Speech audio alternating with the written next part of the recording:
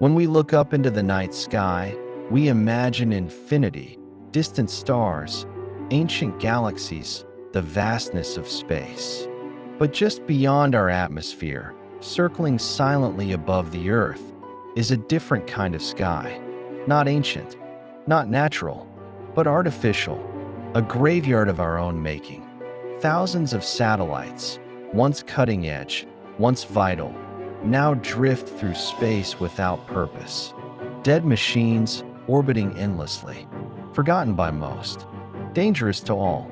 These are the dead satellites, ghosts in low Earth orbit, silent relics of past missions, Cold War rivalries, global communications booms, and technological ambition. They don't burn out. They don't vanish. They don't decay on their own. They stay. And the more we launch, the more we leave behind. This is the story of what we've left in space, and why the truth about dead satellites is more shocking than we ever imagined. Right now, over 9,000 active satellites orbit Earth. They provide navigation, communications, weather forecasting, surveillance, scientific data. Modern life depends on them. But for every satellite that's working, many more are not. Some stopped transmitting decades ago. Others malfunctioned just months after launch. Some were destroyed in tests. Others collided, disintegrated, or were simply abandoned. And still, they orbit hundreds, thousands, tens of thousands of pieces. In total, there are over 36,000 tracked objects in orbit. Most of them are junk, and many are former satellites, once functional, now floating corpses. But they're not just up there doing nothing. They're part of an increasingly dangerous, rapidly growing problem: space debris. Not all satellites orbit the Earth the same way. To understand their decay and their danger, we need to look at their altitude. Low Earth orbit, LEO, spans from about 160 to 2,000 kilometers above Earth. This is where the International Space Station orbits. It's also home to most dead satellites, because this is where many early missions launched. Medium Earth orbit, MEO, is higher, from 2,000 to 35,786 kilometers. This region houses GPS satellites and navigation systems. Geostationary orbit, GEO, sits at 35,786 kilometers, where satellites rotate in sync with Earth's spin, appearing stationary from the ground. It's where we park many communication satellites. Now here's the issue. In LEO, atmospheric drag eventually pulls satellites back to Earth, but it can take decades.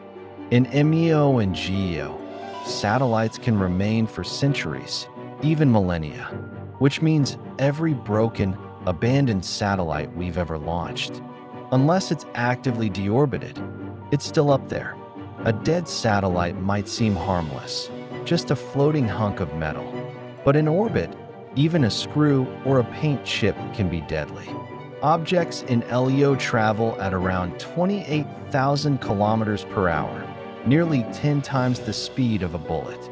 At that velocity, a collision with even a small object can destroy a functioning satellite. Dead satellites don't move predictably. They can't adjust course. They can't respond. They're space mines, waiting to be hit, or to hit something else. And when collisions happen, the consequences are catastrophic.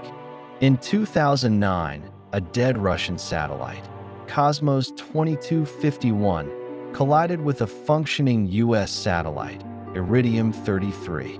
The impact created over 2,000 new pieces of debris. Just one crash, and the skies got deadlier. Worse still, we've conducted intentional destruction. In 2007, China destroyed one of its own satellites in an anti-satellite missile test. It created over 3,000 debris fragments, many of which are still orbiting today. India did something similar in 2019. So did the US in 2008. So did Russia in 2021. We're littering the sky, on purpose. There's a tipping point, a nightmare scenario that scientists have warned about for decades. It's called Kessler syndrome. Proposed by NASA scientist Donald Kessler in 1978, it describes a chain reaction. As more debris accumulates, the chance of collisions increases. Each collision creates more debris, which leads to more collisions. Eventually, low Earth orbit becomes so crowded and unstable that it's unusable. Satellites can't safely operate. Space stations are threatened. Launching into orbit becomes nearly impossible. The very infrastructure we rely on, GPS, weather data, Earth monitoring, internet, could be crippled, not in some distant future, but within our lifetimes. And it all starts with dead satellites, forgotten, ignored, left behind. It's not always negligence.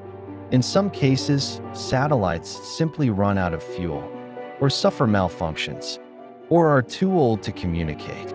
Others were launched before deorbit protocols existed, Cold War-era relics, designed to function for a few years, not to retire responsibly. Deorbiting takes planning, energy, and money. You need fuel to slow a satellite down, to make it fall, or to boost it up into a graveyard orbit, far from operational lanes.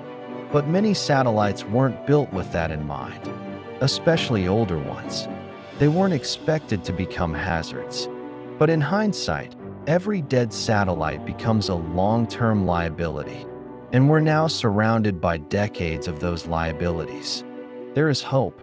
In recent years, awareness of the space debris crisis has grown. Governments, private companies, and international organizations are beginning to take it seriously.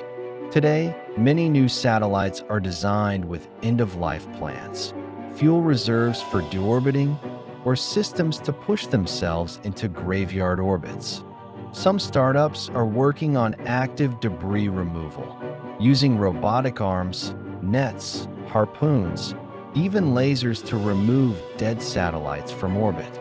Japan's ALE and Astroscale, the European Space Agency's ClearSpace, and U.S. military-backed initiatives are all racing to develop viable cleanup missions. And the rules are evolving. In 2022, the U.S. Federal Communications Commission introduced a 5-year rule requiring that low Earth orbit satellites be removed within 5 years of mission completion. But these are first steps, because for every new satellite launched, we leave another in orbit. Unless we change course, the cycle continues. There's also a deeper question. What are we doing to the space around Earth, a region once pristine, now filled with junk? Space isn't infinite, at least not around our planet. It's a shared resource, a commons, and we're polluting it the same way we've polluted land, air, and sea. Who is responsible for cleaning it up? The nation that launched it? The company that owned it? The world as a whole? Can we afford to privatize space without also preserving it? These aren't just technical questions. They're ethical ones, and we're running out of time to answer them. In the coming decade, tens of thousands of new satellites are set to launch: Starlink, Kuiper, OneWeb, and other mega constellations. More satellites means more risk unless we learn from the past. Every dead satellite is a reminder of a mission completed, of a system failed, of our tendency to build before we clean, and above all, of the consequences of forgetting what we leave behind. Space is vast, but Earth's orbit isn't. We look to space with awe as a symbol of progress, of exploration, of possibility.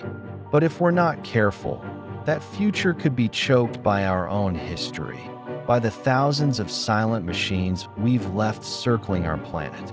Dead satellites don't decay. They don't move on. They just drift. A quiet warning in every orbit. The sky above us is no longer pristine. It is cluttered, crowded, and fragile. And the shocking truth is, we put it there.